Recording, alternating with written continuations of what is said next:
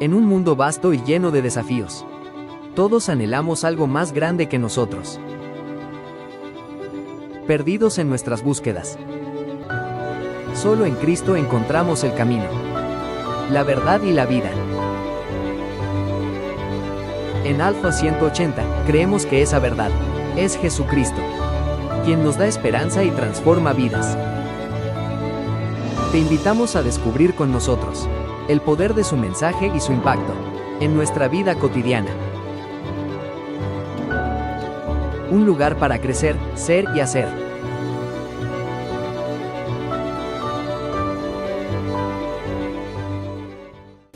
Esta es nuestra tercera prédica en la serie de Filipenses. Vamos a estar en Filipenses 2 hoy.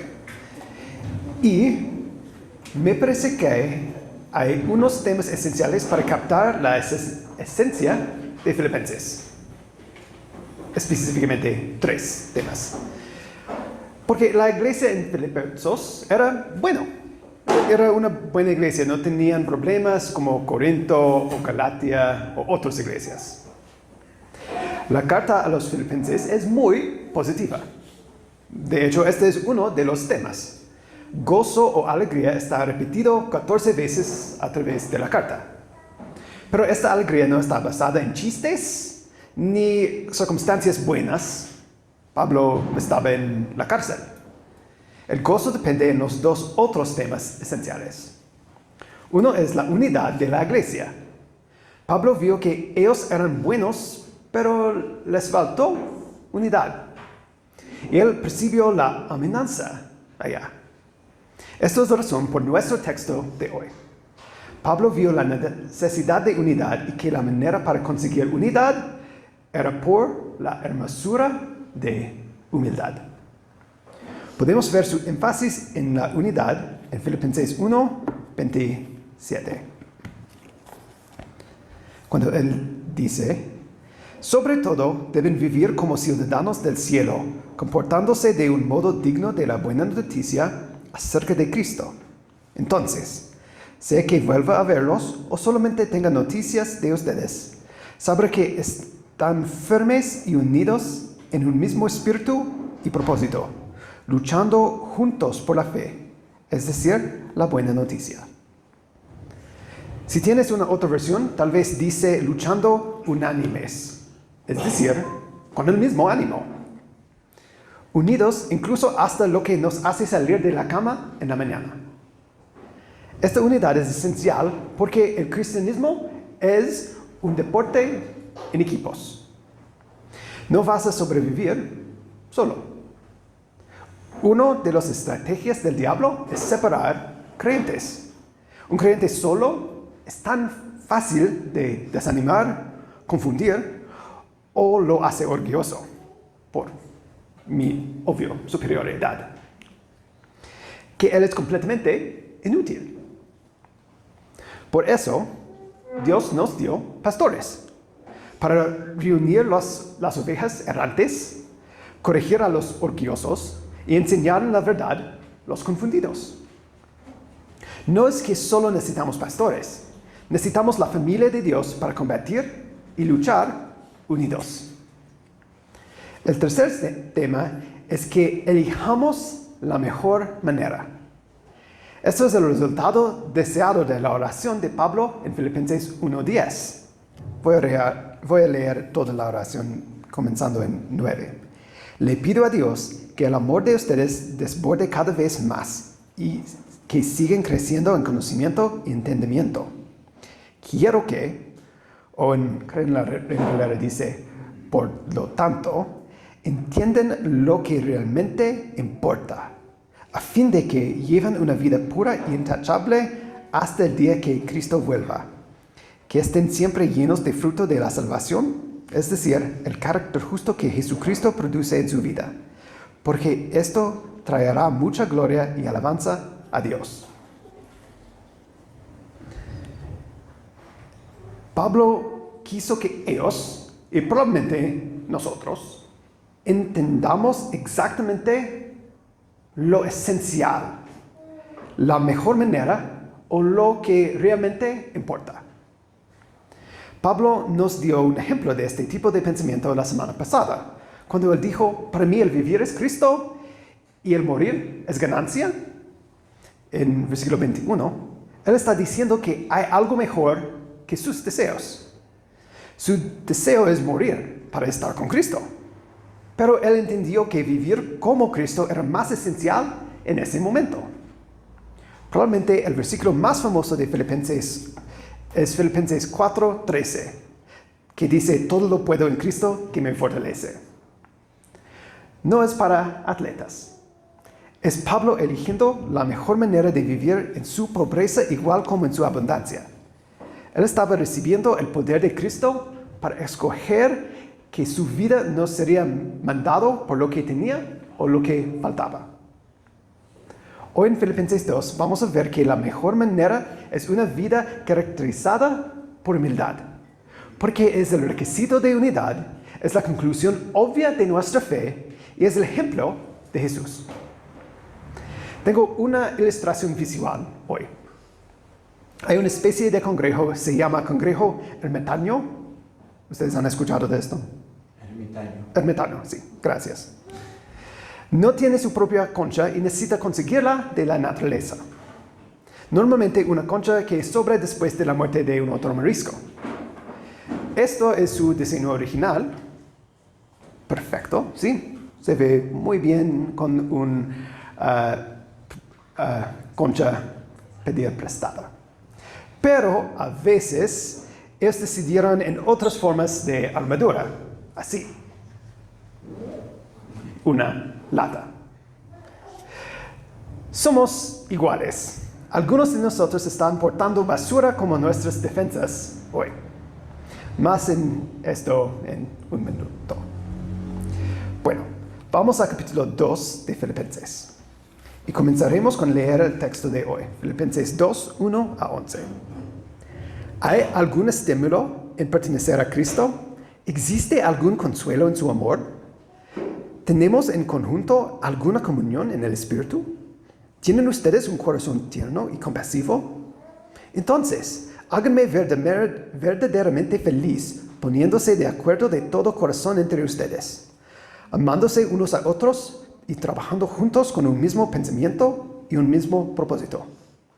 No sean egoístas, no traten de impresionar a nadie, sean humildes, es decir, considerando a los demás como mejores que ustedes. No se ocupan solo de sus propios intereses, sino también procuran interesarse en los demás. Tengan la misma actitud que tuvo Cristo Jesús.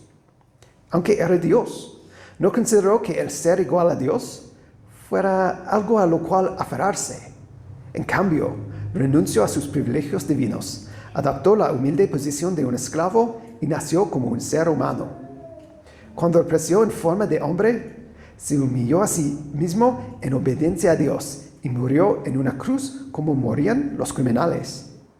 Por lo tanto, Dios lo elevó al lugar de máximo honor y le dio el nombre que está por encima de todos los demás nombres, para que, ante el nombre de Jesús, se doble toda rodilla en el cielo y en la tierra y debajo de la tierra, y toda lengua declare que Jesucristo es el Señor para la gloria de Dios Padre. Me gustaría tomar nuestro pasaje en 3 partes. Versículos 1 y 2, 3 y 4 y 5 al final.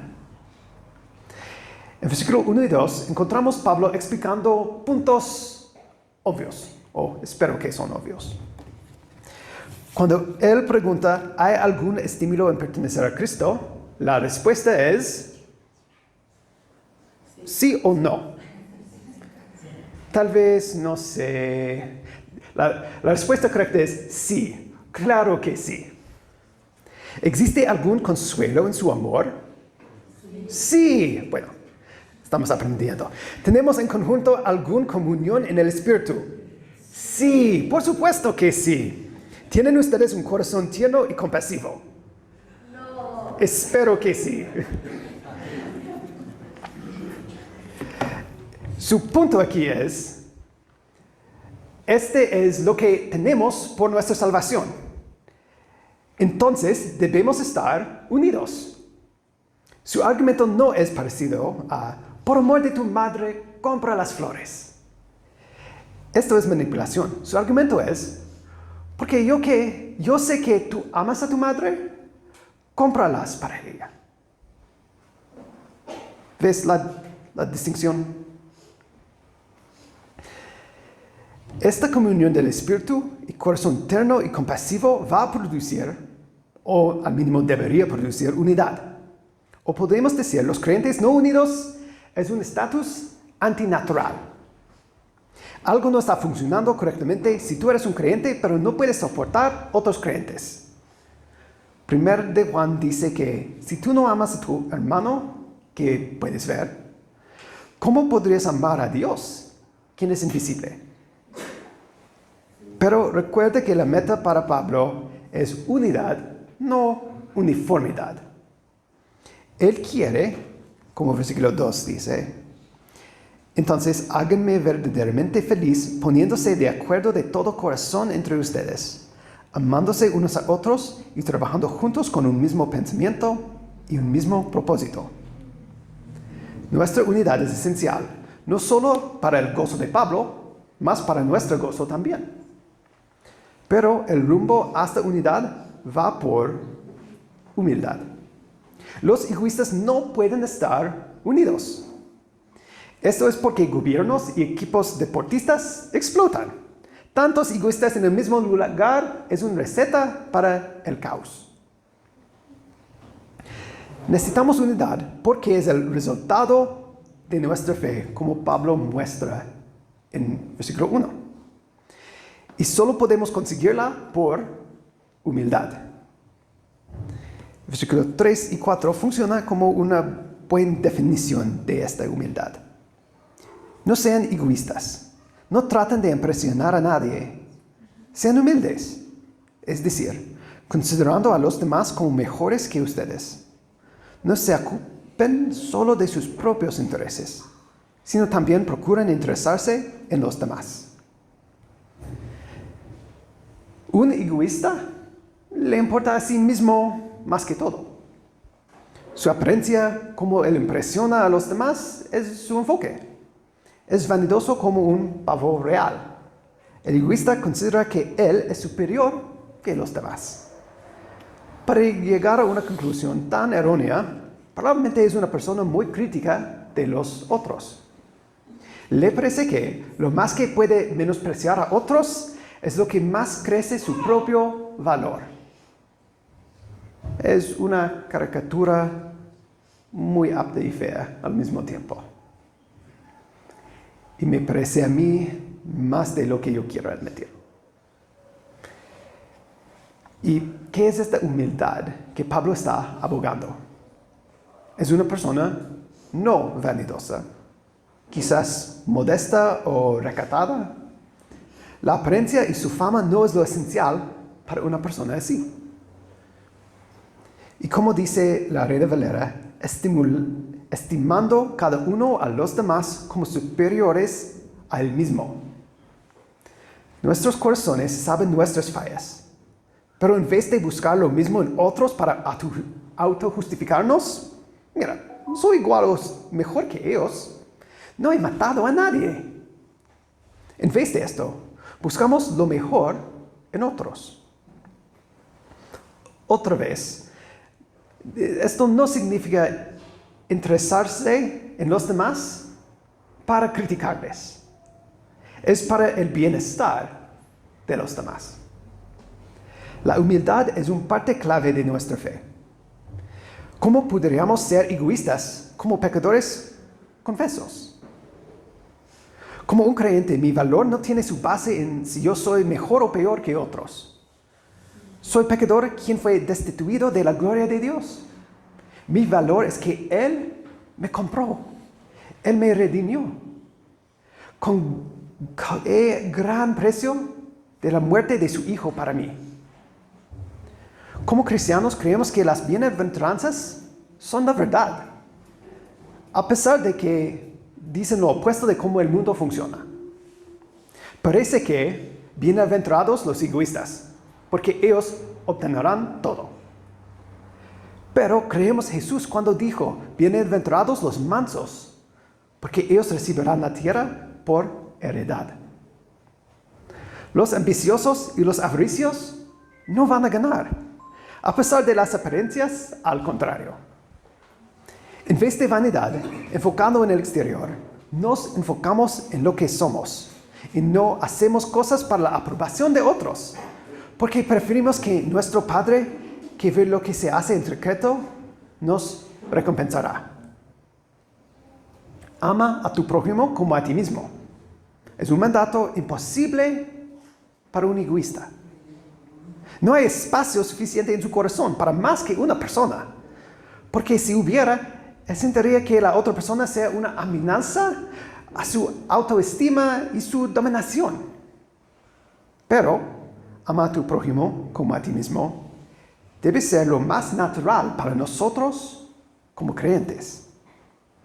Y eso es exactamente lo que Pablo está diciendo en 4, no mirando cada uno por lo suyo propio, sino cada cual también por los de los otros. ¿Qué cambiaría si seríamos destacados por nuestra humildad? Experimentaríamos unidad en Cristo. Nuestra iglesia funcionaría más como una familia perfecta que un club religioso.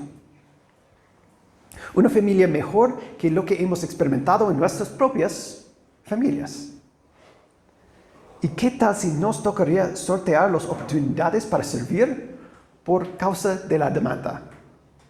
Lo siento, tú no puedes servir como una mujer esta semana. Hay una cola y tal vez en 6 meses. Gracias. ¿Cómo viviríamos si nuestro valor estuviera en que somos suyos? Si vanidad, competencia y juzgar a otros se quedaran en el polvo, abandonado. ¿Qué libertad? Libertad del espejo, de los comentarios y opiniones de los demás y del miedo que alguien va a descubrir tus fallas escondidas. Esta libertad, oportunidad para servir a otros y experimentar una familia en proceso hasta la perfección, vale la pena. Pero sí hay un costo. Significaría que tenemos que confiar en Dios para nuestro valor y para cuidarnos.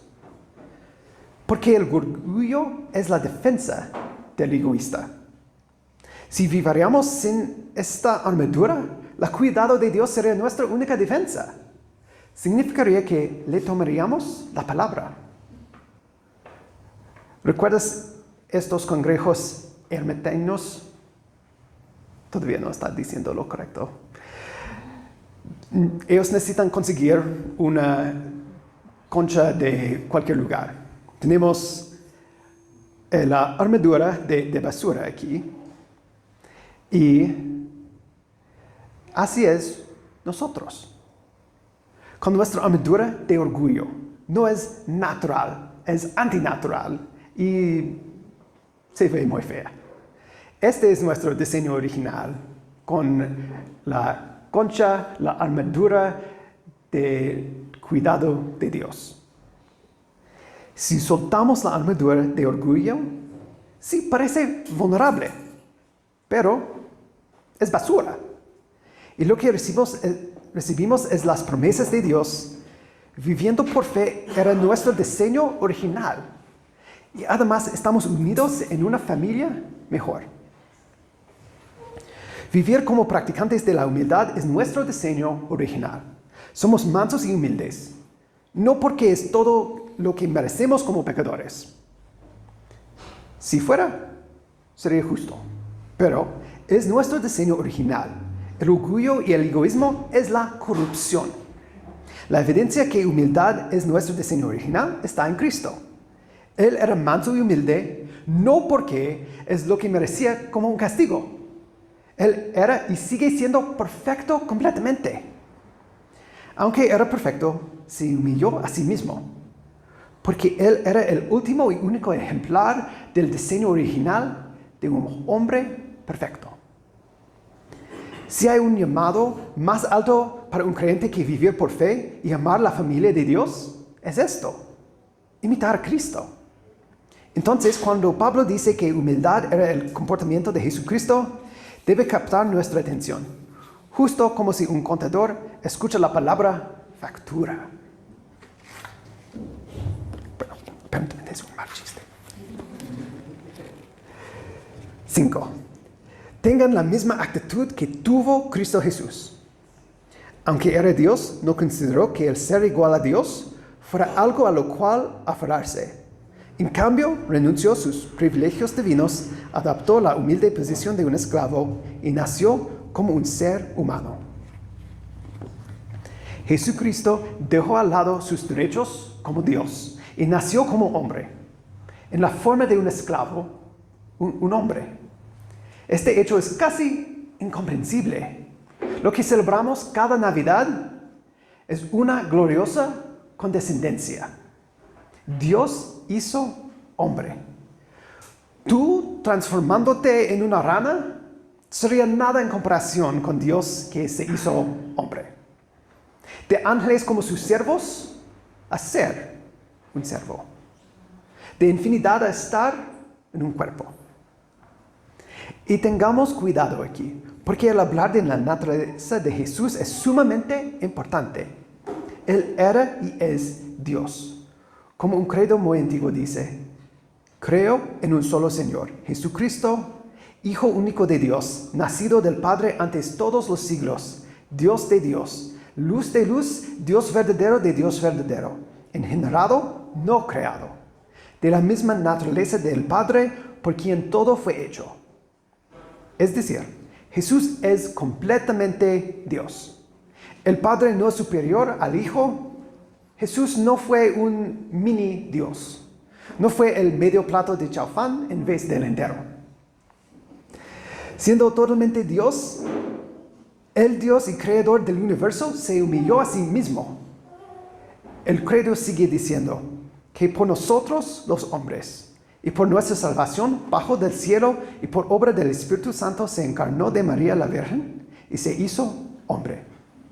Él no solamente parecía hombre o estaba fingiendo ser un hombre. Él era y es hombre, completamente Dios y completamente hombre. ¡Qué humildad! Si quieres confundir a tu amigo católico, pregúntale, ¿quién creó la Virgen María? La respuesta, incluso de este credo que los católicos creen también, es Jesús. Jesús era el creador por quien todo fue hecho. Está hablando de Jesús. Jesús creó María, su propia madre. El creador de todo entró en su creación, no como un rey, como unas células en la matriz de María, su creación. Una otra razón por qué estamos en contra del aborto. También, Él conoce nuestra condición. Lo experimentó. Pero su condescensión, es decir, humillándose, no paró a ser hombre. 8. Y cuando apareció en forma de hombre, se humilló a sí mismo en obediencia a Dios y murió en una cruz como morían los criminales. Aquí hay dos condescensiones más de Jesús. No solo se humilló a sí mismo en ser hombre, mas murió. Dios no puede morir, pero Jesús como hombre murió. Y más que solo morir, Él murió en una cruz, sufriendo a propósito una muerte muy dolorosa y vergonzosa. Él no mereció la muerte. Era completamente perfecto, santo, sin ningún pecado. Pero como el credo dijo, por nosotros y por nuestra salvación, Jesús murió. Y murió en una cruz. Esto es nuestro ejemplar de una humildad perfecta, en la hermosura de humildad. Alguien quien preocupó por otros en vez de exigir sus derechos. Quien obedeció a su Padre hasta la muerte. Con toda la razón de ser servido, Él tomó la forma de un servidor, un esclavo, para servir a los que lo no merecen. La aplicación aquí es sencilla. Ten la misma actitud que tuvo Cristo Jesús. Hermano, suelta tus derechos para obtener algo mejor. Una vida imitando a Cristo. ¿Y cómo está la humildad de obediencia? Esto significa que no podemos exigir una explicación primero y después decidir si merece nuestra obediencia o no. Es obedecer lo que Dios nos dice de inmediato. Porque confiamos en Él y su sabiduría y tal vez no necesito la explicación, o si lo recibiera, no lo entendería. Humildad de someternos a la voluntad de, en este caso, Dios. Y procuremos servir imitación de Jesús, quien serviría a ellos no porque ellos eran dignos de su servicio, ni nosotros, más bien por la necesidad de ellos y nosotros. En la misma manera, servamos. Pero el pasaje no termina con el ejemplo de la humildad de Jesús. Tenemos 9 hasta 11. Por lo tanto, Dios lo elevó al lugar del máximo honor y le dio el nombre que está por encima de todos los demás nombres, para que, ante el nombre de Jesús, se doble toda rodilla en el cielo y en la tierra y debajo de la tierra, y toda lengua declare que Jesucristo es el Señor para la gloria de Dios Padre. El por lo tanto refiere a, debido a que Jesús se humilló así, esto es la respuesta del Dios el Padre. ¿Y qué respuesta es? Exaltación, el nombre más alto. Probablemente es una expresión para su fama o reputación sea más y mejor que cualquier otra. Y Jesús recibirá el homenaje de todo en la creación. Bueno, entonces la aplicación es, sé humilde para que en el futuro puedas mandar y reinar, ¿no? ¿Sí? ¿No? Tal vez. Si confiamos nuestros futuros a Dios, siendo humilde, obediente y sirviendo, los resultados están en sus manos. Pero en sus manos es mejor que nuestra caparazón de orgullo. Y ya sabemos los resultados del orgullo. Como 1 de Pedro 5, versículos 5 y 6 dice: del mismo modo, ustedes los más jóvenes tienen que aceptar la autoridad de los ancianos. Y todos vístense con humildad en su trato los unos con los otros. ¿Por qué? Dios se opone a los orgullosos, pero da gracia a los humildes. Así que, humíllense ante el gran poder de Dios. Y, a su debido tiempo, Él los levantará con honor. El principio aquí es que el sendero a exaltación es por humildad. ¿Cómo, cuándo o en qué forma? No podemos controlar. Pero podemos confiar en los resultados porque el que está sentado en el trono es fiel. Esto es el patrón a través de las Escrituras. José se humilló como esclavo y después preso antes de acceder al primer ministro de Egipto. Moisés estaba pastoreando en el desierto por 40 años antes de rescatar a Israel. David estaba exaltando desde el corral de las ovejas hasta el palacio. No era por nada que Jesús dijo: el que quiera hacerse grande entre ustedes, deberá ser su servidor. Y el que quiera ser el primero, deberá ser esclavo de todos. Marcos 10, 43, 44. Pablo está marcando el sendero que lleva a la grandeza, nuestro diseño original y la imitación de Jesús. Y este sendero es por humildad. Si quieres estar disponible para el servicio de Dios, sé humilde. Dios siempre puede usar a alguien así. La egoísta es mucho más difícil porque Dios no va a compartir su gloria con nadie. Seamos humildes para que podamos ser unidos, para disfrutar la familia que Dios nos concedió, para imitar a nuestro héroe, para soltar la armadura de basura que es el orgullo. Deseamos humildad, pero practicarla es muy difícil. A pesar de que es nuestro diseño original, no es muy natural para nosotros, al mínimo no es natural para mí, y es algo ajeno a nuestra cultura también. Sabiendo esto, Dios puso ejemplos de humildad en práctica en el resto del capítulo 2 de Filipenses, para contrarrestar la influencia de la cultura en nuestras vidas.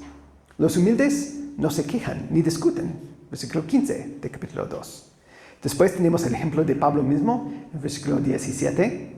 Desde allá el ejemplo de Timoteo y de Epafrodito también.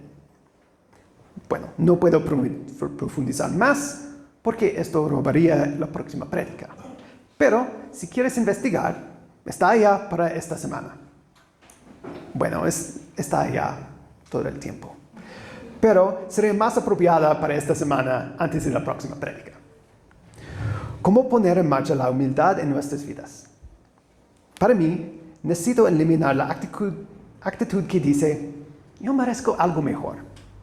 Hay una cola larga, qué bestia. Con poner los ojos en blanco, como yo merecía algo mejor. Ni una cola en toda mi vida. No. Mis hijos no se comportan como ángeles. Casi nunca. Solo quiero una casa tranquila y en paz. Yo grito, aplastando la paz más. El deseo no es malo. Una casa pacífica sí es mejor. Pero Dios no me debe eso. ¿Y si mi tarea de hoy no es agradable? ¿Y qué? Debería hacerla sí o sí. ¿Y quejas o una actitud de superioridad no ayuda para nada? Una actitud así es incompatible con la humildad. Cristo no se aferró a sus derechos legítimos. Cuanto menos yo pudiera insistir en mi comodidad. A veces no me gusta la verdad, pero sigue siendo la verdad. Tal vez mis expectativas deben ser más bajas y si algo sale bien tengo que alabar a Dios por su generosidad. Un otro aspecto de humildad es cómo miramos o evaluamos a los demás. En vez de comparar mis fortalezas con sus debilidades para que me sienta mejor, debo asumir que ellos son superiores que yo.